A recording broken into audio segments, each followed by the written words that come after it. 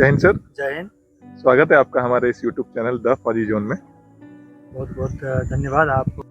तो सर, आप इस फोर्स में आने का आपको कब ऐसा लगा कि नहीं, मेरे लिए ये फोर्स अच्छा है और मुझे फोर्स में जाना चाहिए और मुझे देश के लिए सर्व करना चाहिए? एक्चुअली सर मुझे इस बात की बिल्कुल जानकारी नहीं थी कि वास्तव में ये होता क्या है, बट मेरे एक दोस्तों ने मुझे प्रेरित किया कि चलो यार फॉर्म अप्लाई करते हैं। तो उसमें मुझे एसएससी के बारे में कुछ जानकारी नहीं थी। तो फिर जब मेरे दोस्त ने जब उसमें अप्लाई किया, मुझे भी बोला कि चलो यार ये सशस्त्र सीमा बल है और सेंट्रल गवर्नमेंट की जॉब है, तो उसमें अप्लाई करते हैं। तो फिर मैंने उनके साथ अपना फॉर्म फिलअप किया। तो क्या आप इस जॉब से पहले भी कुछ करते थे या ऐसे ही पढ़ाई या ऐसे मतलब नॉर्मल लाइफ आपका था, कुछ नहीं, सिर्फ जॉब की तलाश में थे? सर पहले भी मैं करता था। एक्चुअली में मैं 2006 में मई महीने में एक जो बिहार सरकार को उपक्रम था, बिहार राज्य जल विद्युत निगम, तो मैं उसमें एज ए टेम्प्रोरी वर्क करता था। फिर वहीं से मेरी एक फ्रेंडशिप हुई। फिर दोस्तों ने जब बोला तो मैंने। तो फिर आप तो सर जॉब भी करते थे और यहाँ पे आने के लिए आपको जब ऐसा मोटिवेशन मिला अपने फ्रेंड के थ्रू, तो आप इस जॉब में आने के लिए आपने अपनी तैयारी की मतलब कितने दिनों में कंप्लीट की, और ये कितने दिन में हो जानी चाहिए? मतलब जो जो भी एस्पिरेंट्स देख रहे हैं उनको ऐसा मतलब जो आपकी बातों से लग जाए कि हाँ, कि हम लोग अगर जो पार्ट टाइम कोई जॉब कर रहे हैं उसके साथ अगर इस फोर्स में आने की तैयारी कर रहे हैं, तो वो उनके लिए मतलब कितना टाइम है और वो अपनी तैयारी कैसे कर सकते हैं जैसे आपने कि आप उस चीज़ को आप हमसे शेयर कर सकते हैं?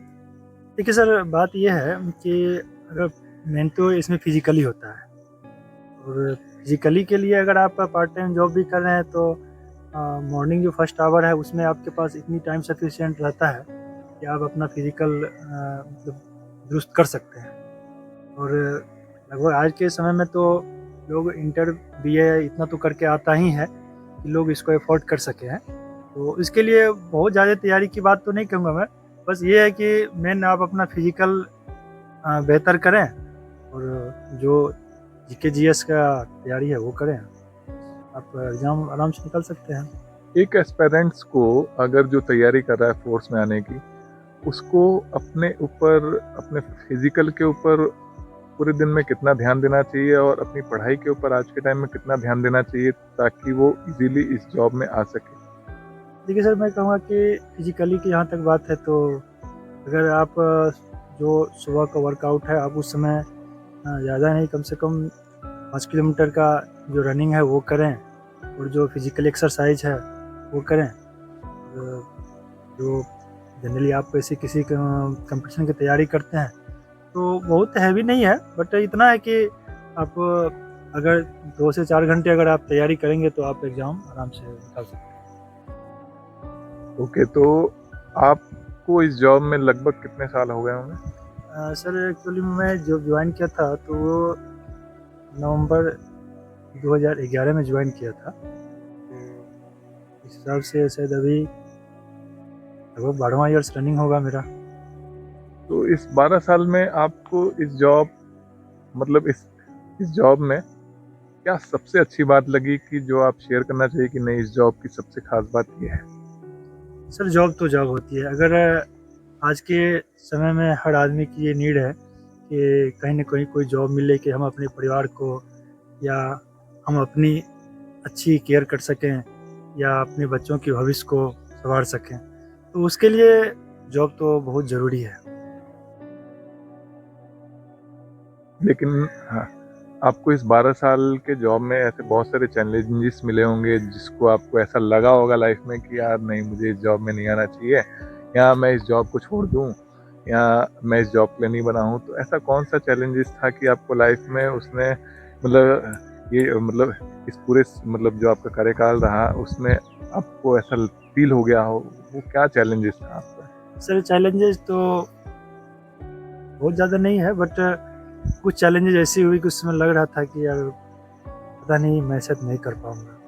एक्चुअली में कभी-कभी ये होता है कि जब हमारी आउट ड्यूटियाँ होती है या इलेक्शन ड्यूटी जाना हो या कहीं कोई दंगे हो गए हो, तो हमारी जब कंपनियाँ आउट होती है और उसी समय अगर किसी का कुछ रीज़न हो, उन्हें छुट्टी जाना हो, तो फिर थोड़ी छुट्टी के हो जाता है, मतलब ये मुश्किलें होती है। और छुट्टी फिर इस प्रकार से हो जाती है कि कभी-कभी लगता है यार इतने सर्व कर रहे हैं और छुट्टी आने के बाद जब होती है तो फिर स्ट्रेंथ नहीं है या और कोई रीज़न बता के छुट्टी नहीं दिया जाता है। तो फिर उस समय ये फ़ील होता है कि यार मैं किस लिए जॉब कर रहा हूँ, किसके लिए कर रहा हूँ और हमें अगर इतनी अपॉर्चुनिटी अगर नहीं मिलती हो तो। ओके। और वो आप को इस जॉब में किसी के साथ ऐसा लगा हो कि कोई आपके साथ जो ऑफिसर हो या कोई आपके सबॉर्डिनेट ऑफिसर्स हों, उनके साथ आप कोई ऐसा मतलब इतने दिन में ऐसा कोई आपको ऑफिसर मिला या ऐसा कोई तंग किया हो कि ऐसा लगा हो कि नहीं यार, मतलब ये जो मुझे तंग किया है ये बहुत ही बेकार तंग किया है और मुझे ऐसा तंग तो नहीं होना चाहिए और आप चाहकर भी उसको जवाब नहीं दे पाए हो? हाँ सर, मैंने जब ये मेरी ड्यूरेशन है 2012 से 18 की ड्यूरेशन है, उसमें मेरी पोस्टिंग यूपी में थी। तो इसी ऑफ़िशियली मैं जब ऑफ़िशियली वर्क कर रहा था, तो उसी में सर अचानक मेरी वाइफ़ की डिलीवरी होनी थी, तो मुझे सडनली छुट्टी जाना था। बट जब मैं छुट्टी के लिए अपने जो सीनियर एसओज है उनसे बात किया जो एज ए कंपनी कमांडर के रूप में थे, तो उन्होंने डायरेक्टली बात नहीं की अपने एजुटेंट सर से, तो बोला कि यार तुम्हारी प्रॉब्लम है, तुम खुद सॉल्व करो। तो फिर मैंने जब अपने सर से बात करी, तो फिर बात करने के बाद उन्होंने मतलब थोड़ा-सा हमें मिसबिहेव जैसे बात की है। कोई गाली फिर गलौज दिया हो कुछ नहीं, ऐसा? गाली तो नहीं दिए, बस थोड़ा इस टाइप से लगा कि जो नहीं बोलना चाहिए था। ओके। तो उस समय ये फीलिंग हुई कि यार ये मैं मतलब जो मेरी सुविधा के लिए बना हो और वो चीज़ भी अगर मुझे वंचित किया जाए उन सुविधाओं से, तो ये थोड़ा-सा बुरा लगा हमें। आज तक आपको इतने दिन में आपको ऐसा कोई अच्छा लगा हो और आपको ऐसा लगता हो कि नहीं, काश मैं भी उनकी तरह होता या मैं भी अपने बच्चे को वैसा बनाना चाहूँगा या वैसी क्वालिटी सब में होनी चाहिए, कोई ऐसा कोई ऑफिसर या कोई एसओज या कोई अपना जवान साथी हो जो आपको देख के ऐसा लगता हो नहीं यार कि बहुत अच्छा है और आपको उस चीज़ का पसंद हो? हाँ सर, लगा ये जब मेरी सेकंड पोस्टिंग हुई, ये ड्यूरेशन है 18 से 2023 का ड्यूरेशन है। तो जब मेरी पोस्टिंग बिहार में थी, उस समय मेरे ड्यूटी लगी थी। एक स्टेशन कमांडेंट सर हैं, उनका नाम मैं बताना चाहूँगा। ये अमित सर हैं और एक दूसरा जब उनके बाद वो जब ट्रांसफ़र चले गए, तो उनके बाद एक हरीश कुमार सिंह सर हैं, जो अभी एज ए डिप्टी कमांडेंट हैं।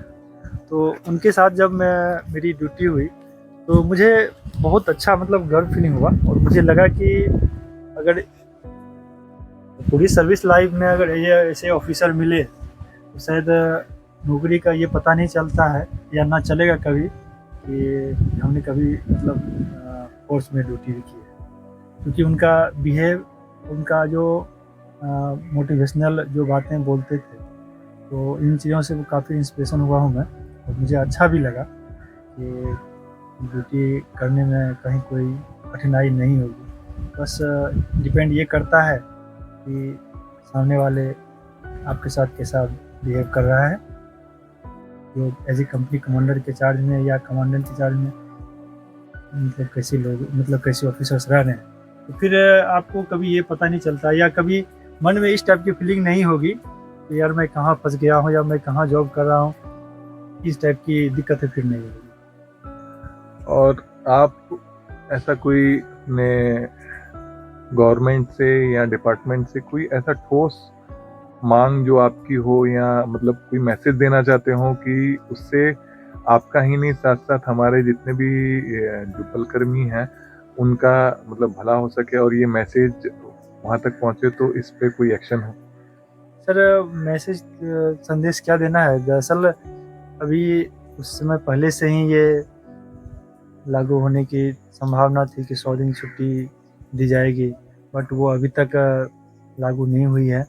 और जहाँ तक है अभी कि लगभग 99% जो जॉब होल्डर है, खास करके सेंट्रल गवर्नमेंट के कर्मचारी, उनकी बस एक ही मांग है कि जल्द से जल्द जो पुरानी पेंशन व्यवस्था है उन्हें लागू किया जाए। हाँ, पुरानी पेंशन व्यवस्था तो सर ये सबकी मांग है, लेकिन खास करके हमारे जो जितने भी सीएपीएफ हैं, पैरामिलिट्री जो पर्सनल है, उनका तो ये हक है, क्योंकि हमारा ये हक इसलिए है क्योंकि हमें एज अ जो आर्म्ड फोर्स की गिनती में रखा गया, लेकिन आर्म्ड फोर्स की गिनती में रखने के बावजूद हमें ओल्ड पेंशन स्कीम से जो सिस्टम था उससे वंचित रखा गया था, क्योंकि उसमें साफ था कि आर्म्ड फोर्सेस पे ओल्ड पेंशन सिस्टम लागू नहीं है। तो ये तो खैर सबकी सर मांग है। नहीं सर, ये लागू नहीं वाली बात तो नहीं हो सकता, क्योंकि अगर लागू नहीं तो ये 2004 से पूर्व तक तो मिल ही रही थी। तो अगर नहीं मिलना था, तो अगर ये बहुत पूर्व से अगर नहीं मिलती होती तो ये किसी की एक जुबान पे या कोई इसकी चर्चा तक नहीं करती। नहीं, 2004 से अगर हमारा ये मानना है कि 2004 से आपने बंद किया, तो आपको पूर्णतः इस चीज को बंद करना चाहिए। आपने स्पेसिफिक चीजों पे बंद नहीं किया, जहाँ पे आपका फायदा था आपने अपने आप पे लागू नहीं किया। सर, तो मैं भी यही कहना चाह रहा हूँ कि अगर आप इनको बंद ही करना चाहते हैं या आप राष्ट्र के हित में इतना ज़्यादा सोचते हैं, तो पूरे देश में एक कानून व्यवस्था लागू किया जाए, एक पेंशन व्यवस्था लागू किया जाए, ताकि किसी को शिकायत का मौका नहीं मिले। लेकिन आपने स्पेसिफिक आपने जहाँ देखा, अगर, और मैं तो ये बोलना चाहता हूँ कि एनपीएस अगर इतना ही लाभदायक था, तो आप जितना भी जो पॉलिटिशियंस हैं, आपने सबसे पहले अपने आप पे लागू क्यों नहीं किया? सर बिल्कुल सर, मैं भी इस बात से सहमत हूँ कि अगर ये आप जो लीडरशिप है या हमारे जो भी संचालक हैं अभी, जो इस चीज़ को मतलब फिर से चाह रहे हैं कि नहीं एनपीएस ही इसमें लागू रहे, मैं भी यही कहना चाहता हूँ कि अगर एनपीएस इतनी अच्छी है तो फिर ये पूरे राष्ट्र में क्यों नहीं मतलब लागू की जाती है, या फिर वो आप अपने पे क्यों लागू नहीं करते हैं? यस, आप अपने आप पे लागू क्यों नहीं करते? और अगर आप अपने आप पे लागू करेंगे तो शायद मुझे भी इस बात की खुशी होगी कि नहीं, मैं उस राष्ट्र का ही व्यक्ति हूँ जहाँ एक नियम, एक कानून और एक ही पेंशन योजना जो है सभी के लिए लागू किया जाए और सबको एक नज़रों से देखा जा रहा है। और आपने तो हमारे साथ ऐसा वो किया कि आपने डिफेंस फोर्स पे लागू किया, आपने उसको एज अ आर्म्ड फोर्स की कैटेगरी में रखा।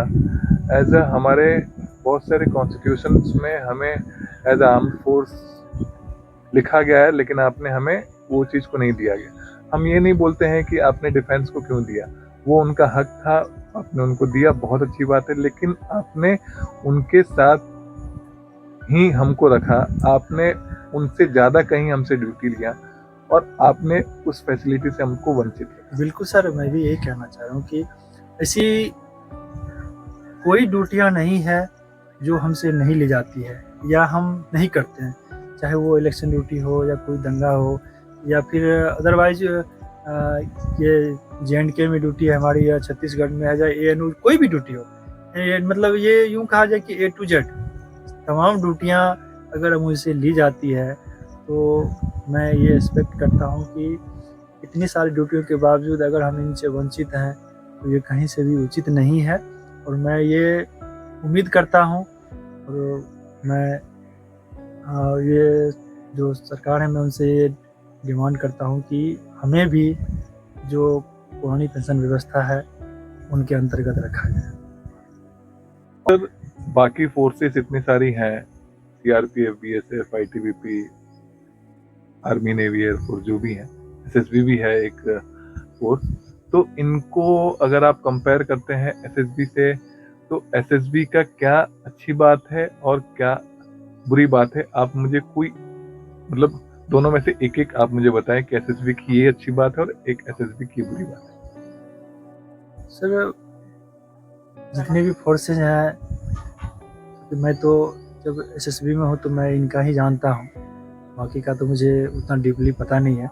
बट मुझे लग रहा है कि आप अगर बीएसएफ, सीआरपीएफ या अदरवाइज और किसी का अगर कंपैरिजन करें तो जो हमारी सशस्त्र सीमा बल है वो अच्छी हैं। और रही कुछ जो बुराइयों की बात, तो वो अभी तक मुझे इस टाइप की कोई अवगत नहीं हुई है। और ऐसा अगर कुछ लगेगा तो जब हमारी आपसे दोबारा मुलाकात होगी तो मैं आपको शेयर करूँगा। अच्छा, आप कोई अपने बच्चों को, वाइफ को या माँ-बाप को कोई मैसेज देना चाहेंगे? सर, बच्चों को यही संदेश देना चाहते हैं कि आप अगर हम जो परेशानी, जो तकलीफ़ें हम झेल रहे हैं, तो अगर आप अपनी पढ़ाई अच्छे से करेंगे, तो शायद ये कठिनाइयों का सामना आपको नहीं करना पड़ेगा। सर, ये आपने बहुत बड़ी मैसेज दी है, और अगर आपके बच्चे देख रहे हैं या कोई भी देश का बच्चा देख रहा हो तो ये इस चीज़ को जी गौर सर, करें। बिल्कुल मैं भी यही कहना चाहता हूँ कि जो बच्चे हैं या आने वाले जो फ्यूचर हैं, तो उनके साथ तो इतनी अपॉर्चुनिटी है कि वो कुछ भी कर सकते हैं और हमसे कहीं बेहतर होगा। तो मैं भी अपने बच्चों को यही संदेश देना चाहता हूँ कि जो परेशानी, जो तकलीफ़ें, जो कठिनाइयाँ अभी मेरे साथ हो रही है, शायद हम उस लायक नहीं थे या उतनी एबिलिटी मुझ में नहीं थी। बट मैं अपने बच्चों को वो तमाम शिक्षाएँ और सुविधाएँ प्रदान करता हूँ ताकि वो अच्छे से अच्छी जगह पर पहुँच सके और मेरा नहीं, कम से कम अपनी फ्यूचर को मतलब ब्राइट कर सकते हैं। अपनी वाइफ को कोई मैसेज? बस वाइफ को सर यही कहना है कि भाई तुम जहाँ भी हो अपना खुश रहो, अच्छे से रहो। हमारी तो ड्यूटी ही है, थोड़ी बहुत परेशानियाँ तो होती रहती है बट परेशानी कहाँ नहीं होती है। तो कोई नहीं, आप जहाँ हैं खुश रहें, अच्छा रहें। माँ-बाप को? बस मेरे पापा तो सर नहीं है बट मेरी माँ है, तो चूँकि माँ से काफ़ी इंस्पिरेशन मुझे मिला है। क्योंकि जब मैं जॉब में नहीं था तो माँ हमेशा से ये बात कहा करती थी कि तुम परेशान मत हो, ईश्वर है, कहीं न कहीं किसी न किसी जॉब में तुम्हें सेटलमेंट मिल ही जाएगी। तो शायद आज उन्हीं का पुण्य प्रताप है, उनकी ही आशीर्वाद है और उनका कृपा ही कहा जाए, तो आज मैं सशस्त्र सीमा बल में एज ए कार्यरत हूँ। ठीक है सर, हम अपनी ये जो बातें हैं आपसे बात करके मुझे तो अच्छा लगा, और जो आपने मैसेजेस दिया मुझे बहुत अच्छा लगा। सर, मुझे भी बहुत अच्छा लगा और मैं आपको भी धन्यवाद देना चाहता हूँ कि आपने इतनी कीमती समय निकाल कर आप मेरे साथ इतनी संदेश को शेयर किया है। ओके सर, हम अपनी बातों को यहीं पे ख़त्म करते हैं। Thank you sir. Okay sir, thank you sir, जय हिंद। जय हिंद सर।